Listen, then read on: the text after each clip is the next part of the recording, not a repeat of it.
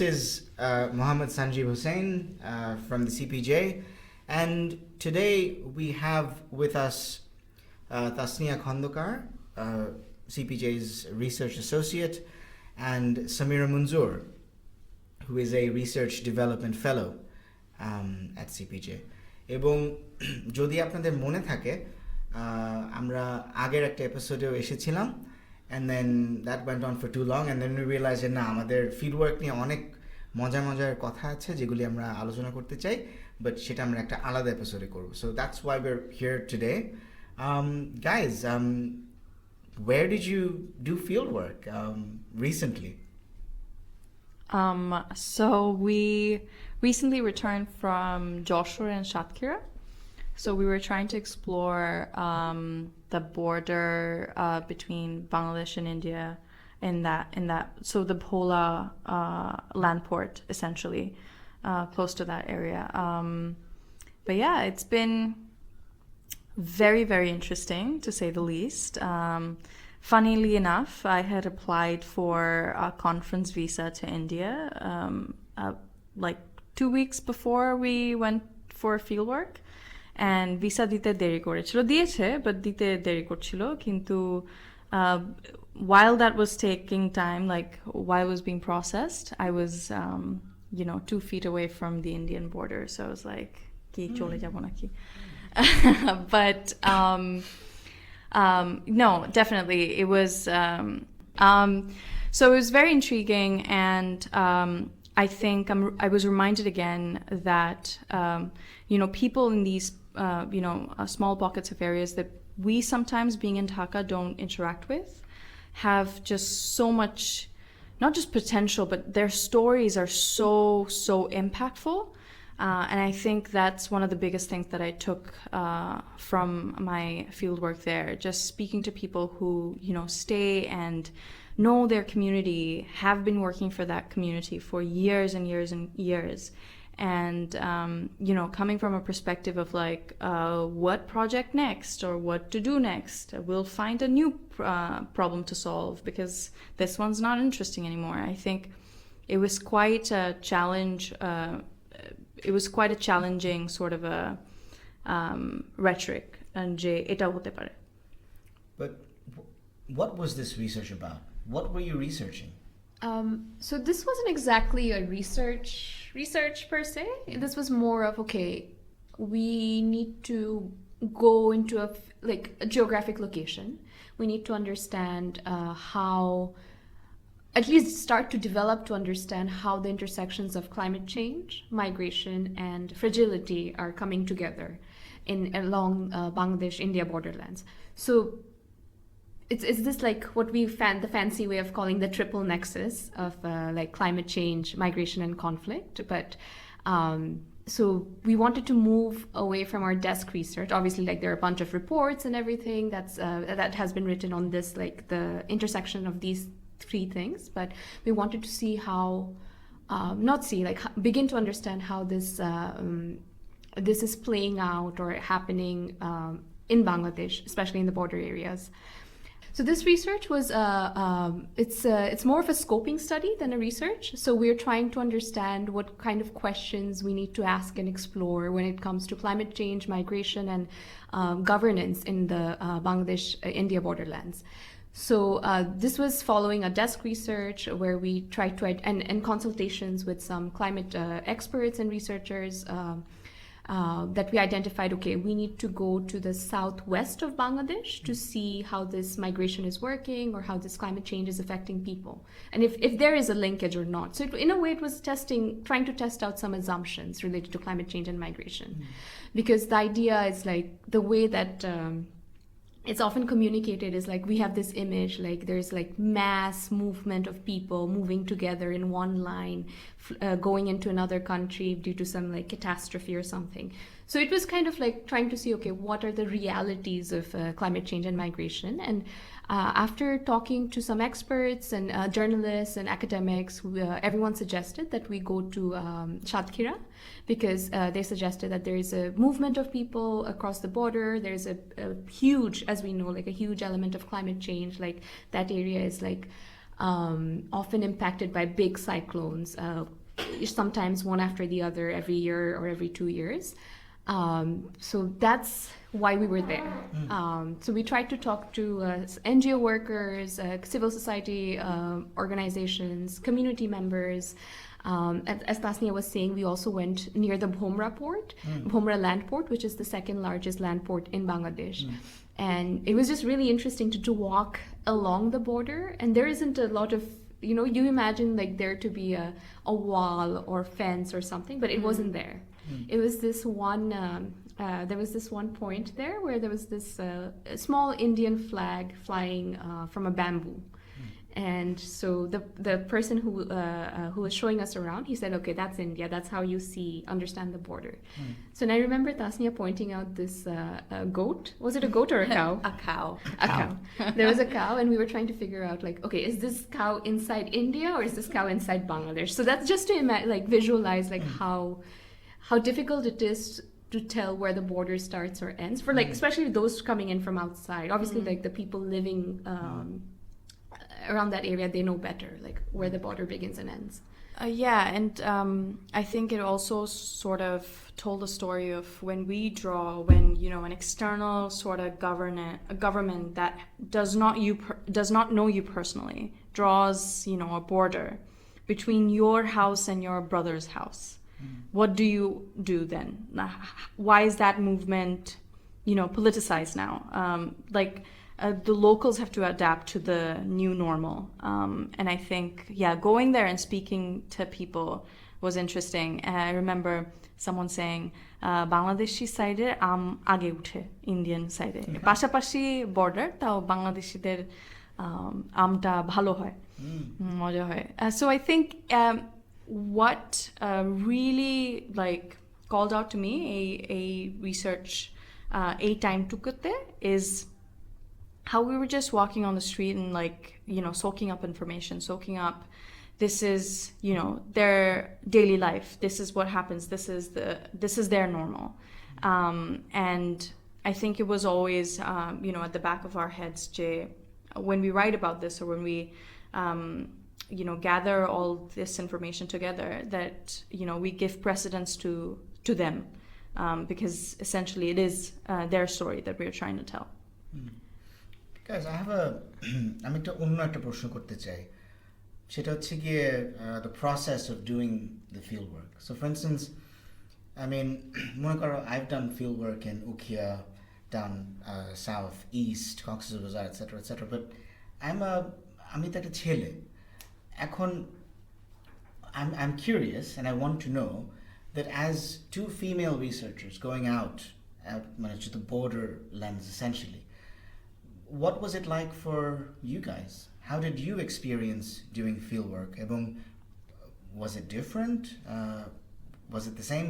Was it what you expected it to be? I think it was pretty much what I expected it to be. I will tell you what I didn't expect in a bit.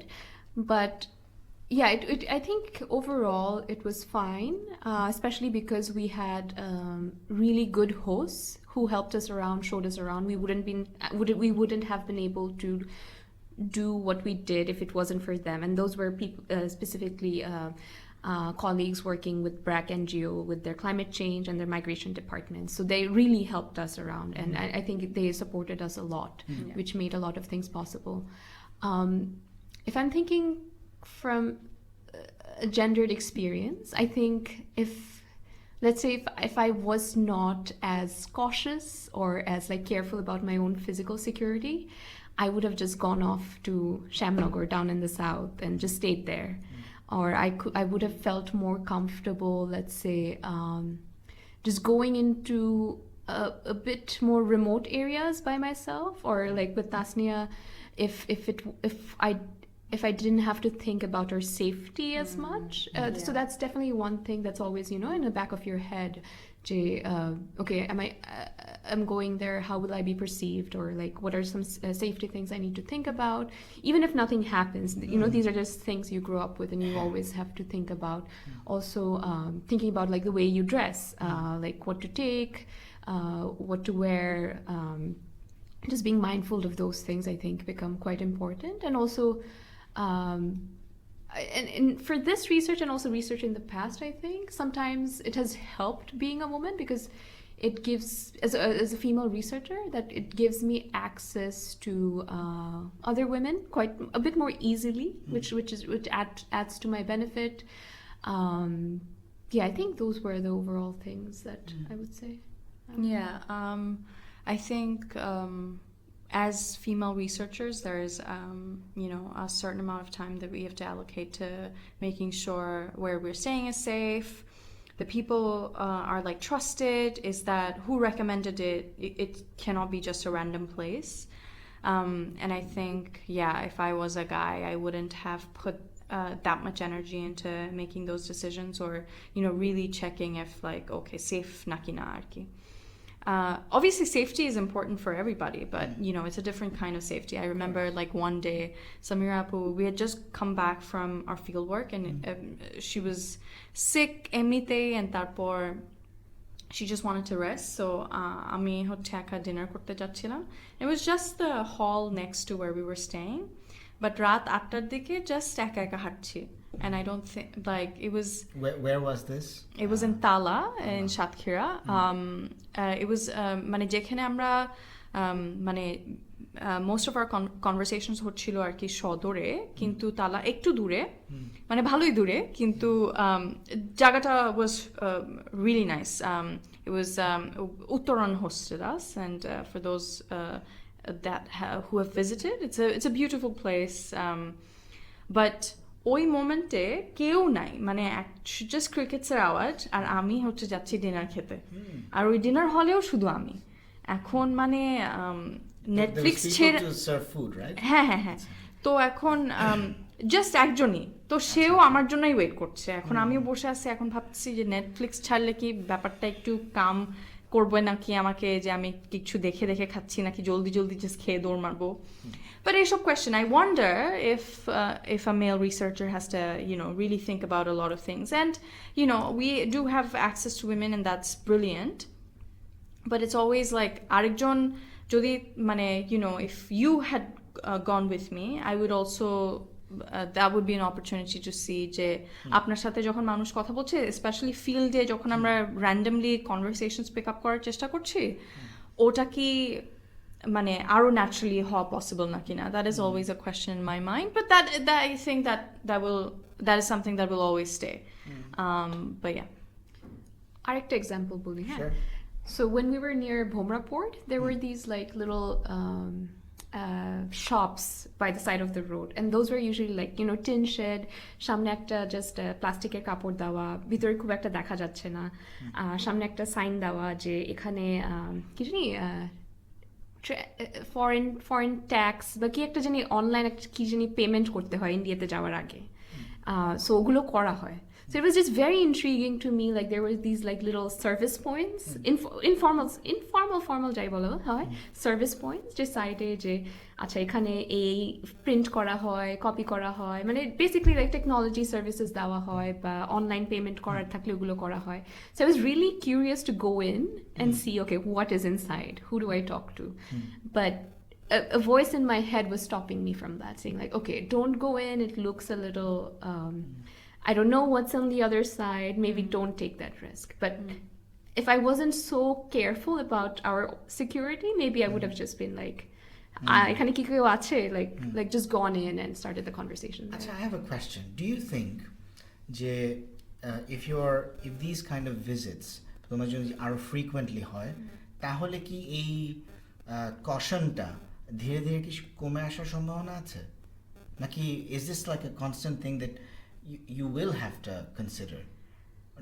I don't know, it's just a question. Yeah. I think a bit of both. আবার গেলে যেটা হবে যে you have a little bit of familiarity with the space. Maybe you have a few people there you know well, you have talked to in the past, so you feel a certain level of comfort. Okay, there is someone from there who knows that I'm here, who's helping me. If I'm not there, someone will raise the question, sure. But a little piece of that caution is always there, even in Dhaka, even anywhere. I think that's always there. And like if we were to, you know, change our methodology a bit, ধরেন like ethnography যদি করতে চেতাম, and like to stay true to, you know, whatever I want to or whatever I hope to find, the option of me, you know, staying with a community for long term to sort of really observe what's happening, it's limiting. And I think in the process of us talking to some of the aid workers and some of the researchers that we spoke to for the research, একজন ছিলেন যিনি মানে তিনিও একজন female researcher, and she was really into ethnography, and she kept on talking about how, you know, she wears a hijab, and she's like, I can't really stay with, you know, in the same hut as, or in the same house as my respondents. I would need that sort of a barrier. But creating that barrier, does that not disrupt, you know, what we understand to be the field? So I think also most of these definitions or এরকম যে guidelines of research were mostly written by, you know, the West, who have different norms and traditions than, you know, us brown researchers. So I think I also look forward to a day where there's a guideline for a hijabi researcher, or there's an understanding that acha একটা female এসেছে, she's doing research. There's an understanding that this is not the rarest thing in the world anymore. But yeah. Something, as you guys know, I mean, because you took part in it. I mean, CPJ organized a research agenda development workshop এবং প্রায় 21 জন researchers CPJ থেকে আমরা সবাই BCTM রাজেন্দ্রপুরে গেলাম, and we spent 3 full days there, right? And we were, you know, we're essentially in the process of drafting CPJ's research agenda for the next 3 years, and also something called the research ethics guidelines, right? এবং so এই যে research agenda development যে প্রক্রিয়াটা এখন চলমান, so one of the things that CPJ has decided is that আমরা তিনটা এরিয়াতে কাজ করব, right, in the next 3 years. একটা হচ্ছে climate change, একটা হচ্ছে fragilities, which relates to governance, and of course refugee studies. কিন্তু but then again, I mean the other very important document relates to research ethics guidelines. And so when you guys were in Satkhira and Tala, was there did you guys face an ethical conundrum of any sort or form যেটা নিয়ে তোমরা চিন্তা করেছো এবং একটা তাৎক্ষণিকভাবে হয়তো একটা রেসপন্ড করেছো, but then what was it like for you ওখানে? Yeah, we definitely faced and talked about an ethical conundrum, and like we've come back to CPJ with the rest of our team and also tried to talk about it. So just to give a little bit of background, so we were talking to some community members. Mainly we went to a particular village in Shibpur, where most of the residents there right now are have migrated from Shamnagar, which is further down south. Because of like challenges in livelihoods, like rising salinity. So a lot of families have either moved completely, or a lot of families have, you know, a part of their family, some of their family members in the south in Shamnagar, and some of them in a village in Shibpur. So we were walking around and talking to people, and asking about, you know, when did you come here? Why did you come here? How did you get this land? And a lot of those families in that village in Shibpur bought land from Hindu families who left for India in the past 10 to 20 years. So we were talking to them, and you know, these are people who have lost a lot and have not been that well supported through the systems or through the schemes that exist in the country or in the region for various reasons that relate to like corruptions, delay in, let's say, registration, various things. So we were like walking around talking to people, and you know, when you're in a village, sometimes what happens is like, you know, like people start coming in, seeing like, oh, dekhi to ki hocche, and you know, that's how we started talking to people. Since these weren't like formal interviews, these were just like getting a bit of like people's stories. People started coming in, and at one point someone was asking someone, I think at some point, was asking if we were taking down names and numbers, phone numbers, and also like, you know, their husbands' names or something. So we were like, no, we're not. And we had explained to them what we were doing. Like we were saying, we meant that, okay, this is what we're trying to understand. We're not related to any schemes or anything, or any kind of benefits. But even then, towards like, you know, as new people joined, they asked like, okay, are we taking down names and numbers? So we said like, no, we weren't. And we explained what this was for. And so that person was telling us, Jay, okay, our names and phone numbers were taken down by XYZ people over the past so many months, but we haven't heard back. And after talking to them, like it turned out like people were taking down maybe beneficiary lists or like a list of something, and so the conversation rolled on, and so there was this idea, there was this like moment of confusion and discomfort as well. It's a very privileged feeling as well. We were trying to see, okay, like, do we compensate people who have spoken to us, or do we not compensate people who have spoken to us? And it wasn't an organized focus group or an organized interview where there was like a set thing. Okay, we can compensate this person with like lunch or like certain compensation for their time. And yeah, so we just had a very brief side discussion of what we could or couldn't do. And at the end, we couldn't pay them because it was just a lot of people. We hadn't like sorted through like how much would be paid if we had to pay. So we just left with a very like uncomfortable feeling and just like questioning, okay, like we're like, we have all this amount left over from this trip because we didn't need that, so why not give it to people? And that's where, you know, questions related to research, Western research ethics comes in as well. It's a tricky question, তাই না? মানে at the heart of it, I suppose the question is যে যিনি ইন্টারভিউই অন্তত এই সিচুয়েশনটাতে তারা তো আসলেই অকল্পনীয় গরিব মানুষই তো, তাই না? এবং তারা একটা গবেষণার অংশ হিসেবে they're giving you their time during the day essentially, যেই সময়টাতে otherwise they would have probably tried to been at their jobs earning money. এরকম একটা সিচুয়েশনে হ্যাঁ, I mean I suppose খুব স্ট্যান্ডার্ড একটা পার্সপেক্টিভ থেকে দেখলে আমরা তো ইন্টারভিউ দেখে কোনো কিছুর আশা দেখানো, কোনো টাকা দেয়া হওয়ার সেই অর্থে কথা না, কিন্তু the specific problem that it seems you guys encountered, এখানে কিন্তু কোনো যে খুব যে সেট উত্তর যে না দেয়া যাবে না আমার কাছে তো মনে হয় না আর কি।